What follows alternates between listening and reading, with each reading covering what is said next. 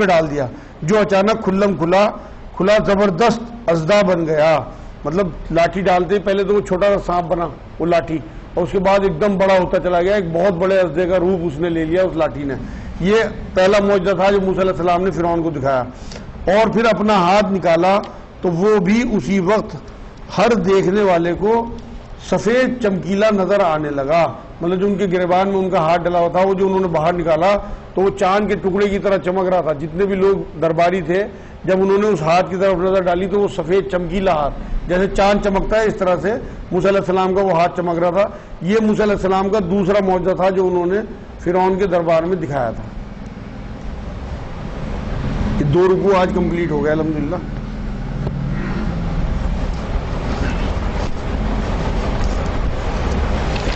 چند احادیث سن لیں اس کے بعد پھر انشاءاللہ سوال جواب.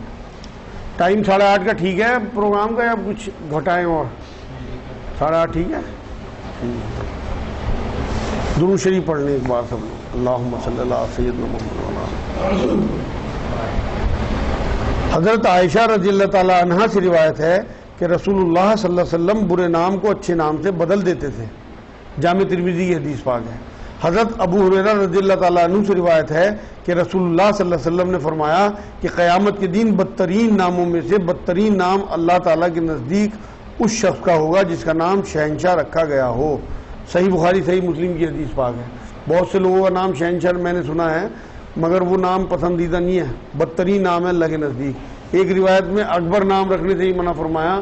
اکبر نام بھی اللہ کو پسند نہیں ہے کیونکہ اکبر سب سے بڑے وہ کہتے ہیں اور وہ صرف اللہ ہے. حضرت ابن عمر رضی اللہ تعالیٰ عنہ سے روایت ہے کہ میرے والد حضرت عمر ایک لڑکی کو آسیتہ یعنی گناہگار کہتے تھے. مطلب اسے پکارتے تھے جس کا مطلب گناہگار تھا. آسیتہ اس کا نام تھا. جب رسول اللہ صلی اللہ علیہ وسلم نے سنا تو رسول صلی اللہ علیہ وسلم نے اس کا نام بدل کر جمیلہ رکھ دیا. جمیلہ کہتے ہیں خوبصورت عورت کو. تو جب حضور نے اس کا نام سنا تو حضور کو لگا کہ یہ نام ٹھیک نہیں ہے تو اس کا نام بدل دیا. تو حضور صلی اللہ علیہ وسلم ایسے نام جو جن کا مطلب غلط ہو یا جن کے ناموں میں شرک کی بو آ رہی ہو انہیں بدل دیا کرتے تھے، صحابہ کرام کے بھی اور صحابیات کے بھی. صحیح مسلم شریف کی حدیث پاک تھی ہے. حضرت ابو وہب جشمی رضی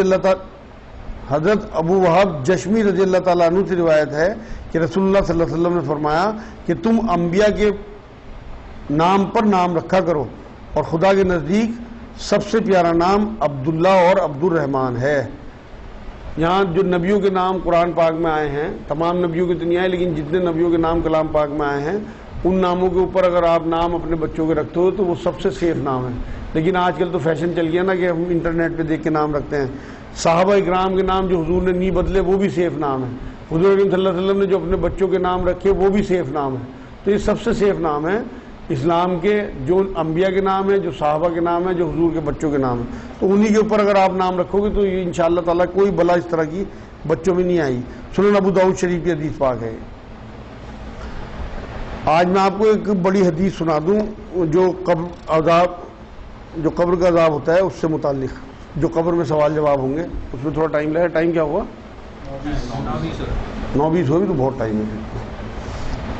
پہلے بردباری کے اوپر سن لیں. حضرت عبداللہ بن عباس رضی اللہ تعالیٰ عنہ سے روایت ہے قبیلہ عبد القیس کے سردار سے رسول اللہ صلی اللہ علیہ وسلم نے فرمایا کہ تم میں 2 خصلتیں ایسی ہیں جو اللہ تعالیٰ کو محبوب اور پیاری ہیں، ایک بردباری اور دوسرے جلدی نہ کرنا. صحیح مسلم کی حدیث پاک ہے. حضرت سہل بن سعد رضی اللہ تعالیٰ عنہ سے روایت ہے کہ رسول اللہ صلی اللہ علیہ وسلم نے ارشاد فرمایا کہ کاموں کو متانت اور اطمینان سے انجام دینا اللہ تعالیٰ کی طرف سے ہے اور جلد بازی کرنا شیطان کے اثر سے ہوتا ہے. جامع ترمذی کی حدیث پاک ہے. حضرت مکحول رضی اللہ تعالیٰ عنہ سے روایت ہے کہ رسول اللہ صلی اللہ علیہ وسلم نے فرمایا کہ مومن آدمی بردبار اور نرم خو ہوتے ہیں اور اونٹ کی مانند ہوتے ہیں جس کی ناک میں نکیل پڑی ہو.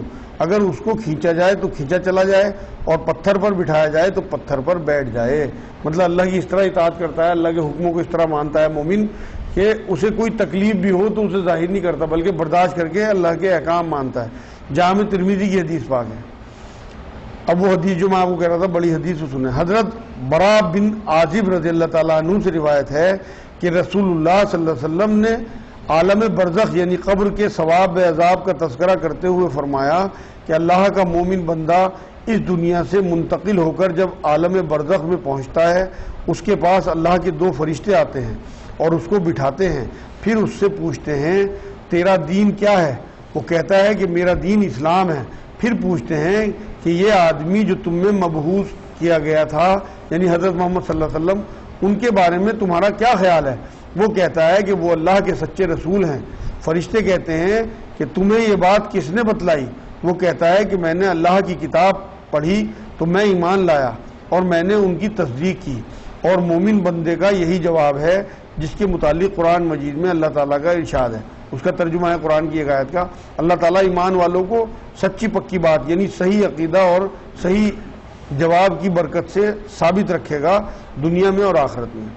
اس کے بعد فرمایا کہ ایک ندا دینے والا آسمان سے ندا دیتا ہے کہ بندے نے ٹھیک بات کہی، مطلب اس کے جواب کے، مومن بندے کے جو جواب ہوں گے ان کے بارے میں، اور صحیح جواب دیے، لہذا اس کے لیے جنت کا فرش کرو اور جنت کا اس کو لباس پہناؤ اور جنت کی طرف اس کے لیے ایک دروازہ کھول دو۔ چنانچہ دروازہ کھول دیا جاتا ہے اور اس سے جنت کی خوشگوار ہوائیں اور خوشبوئیں آتی ہیں اور جنت میں اس کے لیے حد نظر تک کشادگی کر دی جاتی ہے۔ اس کے بعد ایمان نہ لانے والے کافر کی موت کا ذکر آپ صلی اللہ علیہ وسلم نے کیا اور فرمایا کہ مرنے کے بعد اس کی روح اس کے جسم میں لوٹائی جاتی ہے اور اس کے پاس بھی 2 فرشتے آتے ہیں، وہ اس کو بٹھاتے ہیں اور اس سے بھی پوچھتے ہیں کہ تیرا رب کون ہے؟ وہ کہتا ہے کہ افسوس میں کچھ نہیں جانتا۔ پھر فرشتے اس سے پوچھتے ہیں کہ دین تیرا کیا ہے؟ وہ کہتا ہے کہ افسوس میں کچھ نہیں جانتا۔ پھر فرشتے اس سے کہتے ہیں کہ یہ آدمی جو تمہارے درمیان مبعوث ہوا تھا تمہارا اس کے بارے میں کیا خیال ہے؟ مطلب حضور اکرم صلی اللہ علیہ وسلم کے بارے میں۔ وہ پھر بھی یہی کہتا ہے افسوس میں کچھ نہیں جانتا۔ اس سوال و جواب کے بعد آسمان سے ایک ندا دینے والا اللہ تعالیٰ کی طرف سے پکارتا ہے کہ اس نے جھوٹ کہا۔ پھر اللہ تعالیٰ کی طرف سے منادی ندا کرے گا کہ اس کے لیے دوزخ کا فرش کرو اور دوزخ کا اس کو لباس پہناؤ اور اس کے لیے دوزخ کا ایک دروازہ کھول دو۔ اس کو برابر دوزخ کی لپٹیں اور جلانے جھلسانے والی ہوائیں آتی رہیں گی اور اس کی قبر اس پر نہایت تنگ کر دی جائے گی، جس کی وجہ سے اتنا دباؤ پڑے گا کہ اس کے سینے کی پسلیاں ادھر سے ادھر ہو جائیں گی، مطلب ایک دوسرے میں گھس جائیں گی۔ پھر اس کو عذاب دینے کے لیے ایک ایسا فرشتہ اس کے اوپر مسلط کیا جائے گا جو نہ کچھ دیکھے گا نہ سنے گا۔ اس کے پاس لوہے کے ایسی مونگری یعنی ہتھوڑا ہوگا کہ اگر اس کی ضرب کسی پہاڑ پر لگائی جائے تو وہ بھی مٹی کا ڈھیر بن جائے۔ وہ فرشتہ اس مونگری سے اس پر ایک ضرب لگائے گا جس سے وہ اس طرح چیخے گا جس کو جن و انس کے علاوہ وہ ساری مخلوق سنے گی جو مشرق اور مغرب کے درمیان ہے۔ اس ضرب سے وہ خاک ہو جائے گا، اس کے بعد اس میں پھر روح ڈالی جائے گی اور اس طرح کا اسے عذاب دیا جاتا رہے گا۔ مسند احمد اور سنن ابو داؤد شریف کی حدیث پاک ہے۔ ایک حدیث اور سن لیں، اس کے بعد انشاءاللہ سوال جواب کریں۔ حضرت عبداللہ بن عمر رضی اللہ تعالیٰ عنہ سے روایت ہے کہ رسول اللہ صلی اللہ علیہ وسلم نے بیان فرمایا کہ تم میں سے کوئی جب مر جاتا ہے اگر وہ جنتیوں میں سے ہے تو جنتیوں کے مقام میں سے اس کو جو مقام ہونے والا ہوتا ہے وہ ہر صبح شام اس کے سامنے کیا جاتا ہے۔ اگر وہ مرنے والا دوزخیوں میں سے ہوتا ہے تو اسی طرح دوزخیوں کے مقامات میں سے اس کا مقام اس کے سامنے کیا جاتا ہے، اور کہا جاتا ہے کہ قیامت کے دن جب اللہ تعالیٰ تجھے اپنی طرف بلائے گا تو یہ تیرا مستقل ٹھکانہ ہوگا۔ صحیح بخاری صحیح مسلم شریف کی حدیث پاک ہے۔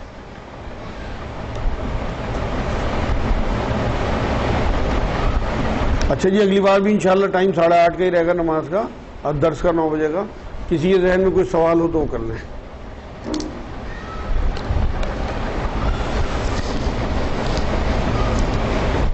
جیسا نام اکبر موضوع نہیں ہے تو ایسا ہی کیا کبیر نام بھی موضوع نہیں ہے؟ جبکہ دونوں لگ بھگ ایک ہی مہینوں میں آتے ہیں۔ کبیر بھی اسی خاندان سے بنا ہے، اکبر سے ہی کبیر بنا ہے۔ جو اردو یا عربی کے جو لفظ نکلتے ہیں نا وہ ایک ان کا پورا خاندان ہوتا ہے، جیسے اکبر ہے اسی سے کبیر بنا ہے، مگر حدیث پاک میں جو کلیئر منائی آئی وہ اکبر کے لیے آئی۔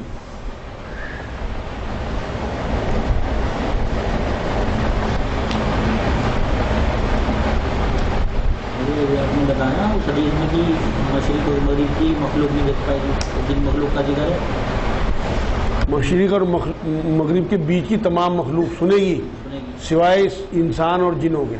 انسان اور جنوں کا معاملہ یہ ہے کہ انہیں تو اس کی چیخیں نہیں ملیں گی, اس کی آواز نہیں آئے گی چیخوں کی.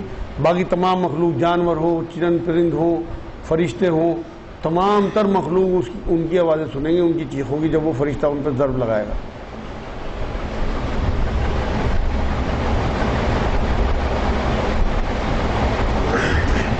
ایک سوال ہے, اگر کسی عام عورت کو انتقال ہو جائے, اس کے پیٹ میں بچہ ہو, ایسے معاملے میں کیا کرنا چاہیے؟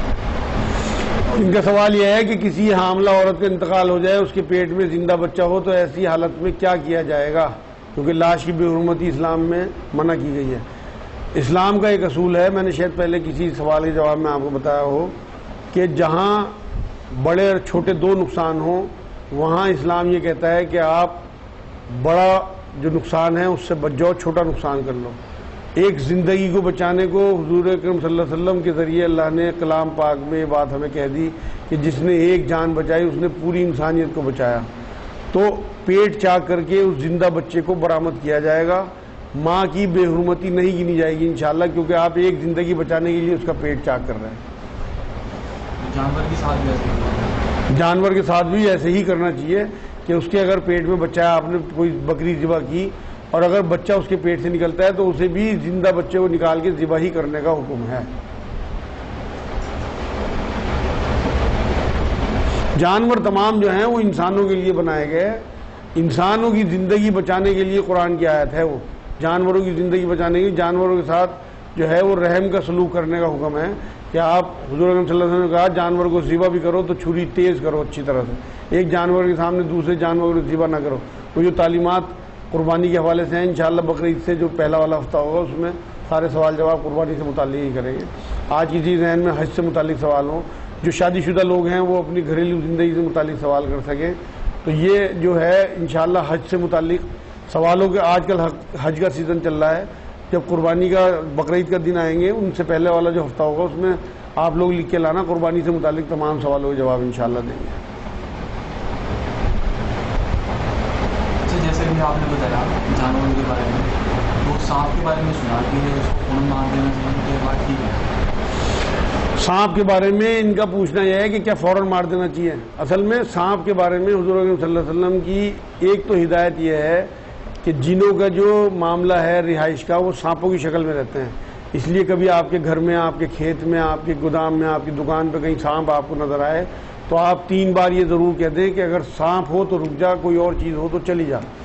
اسے یہ آرڈر کرنے کے بعد 3 بار اگر وہ نہیں غائب ہوتی ہے, وہ جن نہیں ہے, تو پھر تو آپ کو اسے مارنا ہی ہے.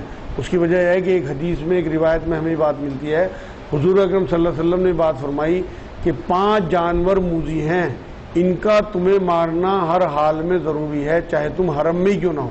مطلب احرام کی حالت میں بھی ان 5 جانوروں کو مارنے کا حکم حضور اکرم صلی اللہ علیہ وسلم دیا. حرم کی جو حد ہے مکہ مکرمہ اور مدینہ منورہ میں, جو حرم کی حد ہے اس میں جانوروں کو مارنے کی مناہی ہے, لیکن ان 5 جانوروں کو مارنے کا اللہ کے رسول صلی اللہ علیہ وسلم نے حکم دیا ہے. اس لیے اس حکم میں 5 جانوروں میں سانپ کا بھی نام اللہ نے لیا. وہ 5 جانور میں آپ کو بتا دوں, حضور نے فرمایا کہ ایک تو سانپ, ایک کاٹنے والا کتا, ایک چیل, ایک چتکبرا کوا اور ایک چوہا.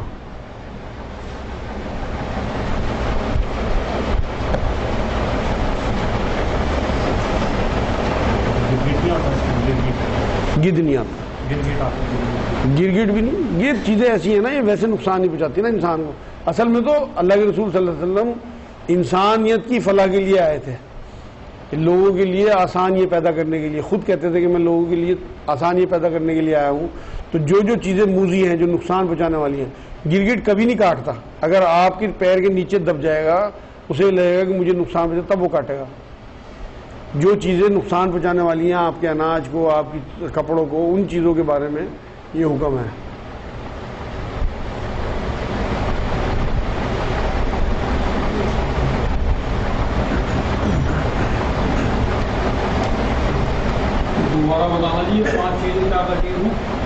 ایک تو سانپ, ایک کاٹنے والا کتا, ایک چتکبرا کوا, ایک چیل اور ایک چوہا.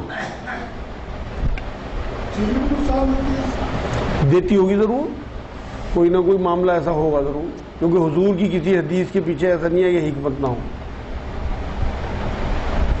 دیکھ مطلب یہ سنا ہے میں نے کہ چیل جو ہے وہ کئی بار جن لوگوں کے سر جو ہیں وہ بال نہیں ہوتے ان پہ ٹک مار دیتی ہے اوپر سے، اور وہ زہریلا ٹک ہوتا ہے، اس میں انسان کی موت تک ہو جاتی ہے۔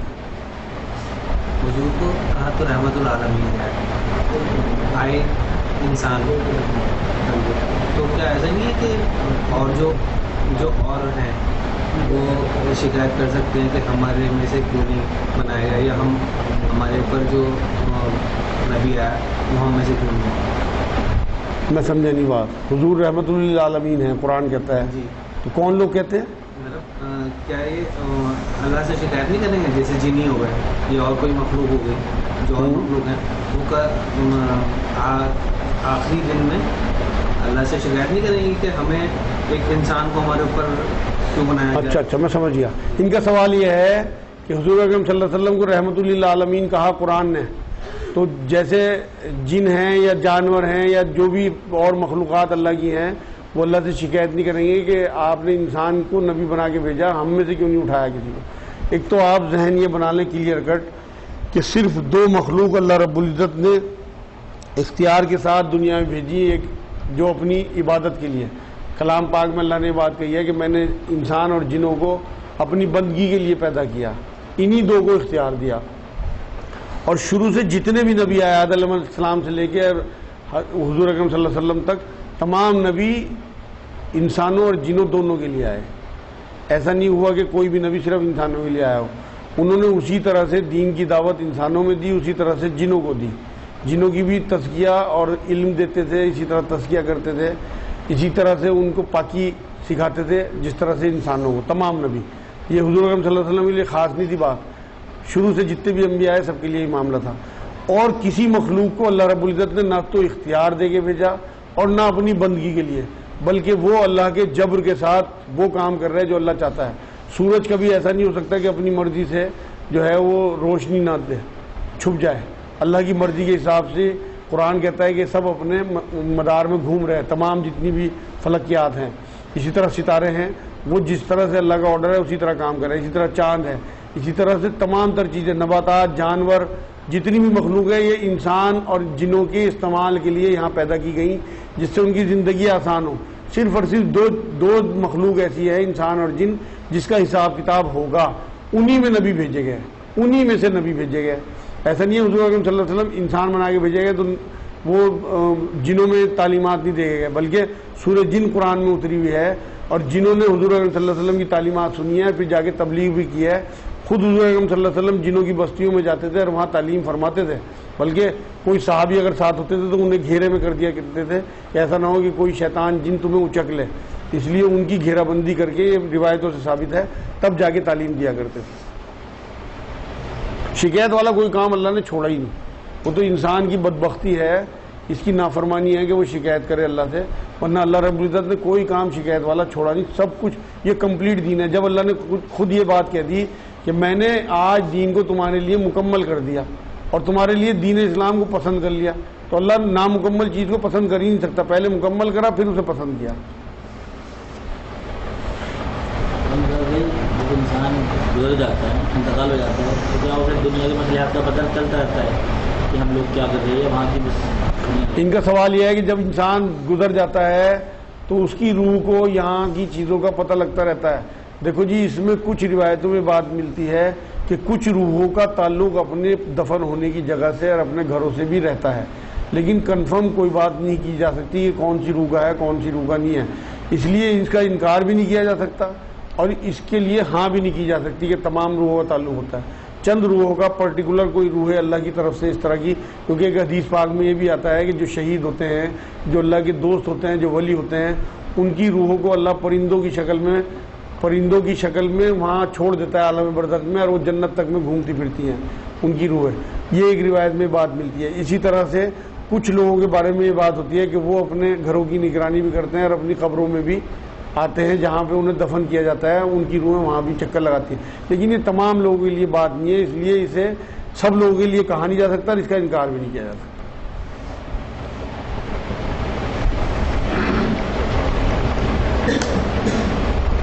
نفس کے بارے میں اسلام کیا کیا؟ مار لینا چاہیے یا نفس ان کا سوال یہ ہے کہ نفس کے بارے میں اسلام کی کیا تعلیمات ہیں، کیا اسے مارنا چاہیے؟ نہیں، مارنا نہیں چاہیے۔ نفس کے بارے میں قابو کرنے کا حکم ہے کہ نفس کو اپنے قابو میں، یہ بے لگام گھوڑا ہے، اسے قابو میں رکھو، کیونکہ خود ایک روایت میں حضور اکرم صلی اللہ علیہ وسلم نے یہ بات فرمائی ہے کہ لوگوں تمہارے نفس کا بھی تم پر حق ہے۔ اس کا مطلب یہ ہے کہ ہم نے مارنا نہیں ہے نفس کو، بلکہ نفس کو قابو میں رکھنا ہے، جو ہمیں دائرہ دیا گیا ہے اس دائرے سے باہر اسے جانے نہیں دینا۔ نفس جو ہے شیطان کا دوسرا روپ سمجھو آپ، جس طرح سے حضور اکرم صلی اللہ علیہ وسلم اپنے بارے میں کہتے تھے کہ میں نے اپنے شیطان کو مسلمان کر لیا تھا، اسی طرح سے ہمیں اپنے نفس کو قابو میں رکھ کے مسلمان رکھنا، اسے دائرے سے باہر نہیں جانے دینا۔ نفس مارنے کا کوئی حکم نہیں ہے، کیونکہ ایک روایت میں بات ملتی ہے کہ ایک حضور اکرم صلی اللہ علیہ وسلم کی ازواج میں سے ایک جو لیڈی تھی وہ اپنے آپ کو ستونوں سے باندھ لیتی تھی اور رات بھر عبادت میں لگی رہتی تھی، اگر انہیں نیند کا جھونکا آئے تو وہ رسی انہیں جگا دیتی تھی۔ جب حضور اکرم صلی اللہ علیہ وسلم نے ان کی حالت دیکھی تو پوچھا یہ کیا کر رہی، تو انہوں نے کہا اس طرح سے ان کا معمول یہ ہے، دوسری نے بتایا، تو انہوں نے حضور اکرم صلی اللہ علیہ وسلم نے یہی بات کہی کہ تیرے جسم کا بھی تیرے اوپر حق ہے، تیرے نفس کا بھی تیرے اوپر حق ہے، یہ نہیں کرنا کام۔ تو اس سے بات ثابت ہوتی ہے کہ نفس کو مارنا نہیں ہے بلکہ کنٹرول کرنا ہے۔ جیسے حج کے لیے کچھ لوگوں میں مال دولت ہے، پیسہ ہے، تو کہتے ہیں کہ اس کی رونے لگ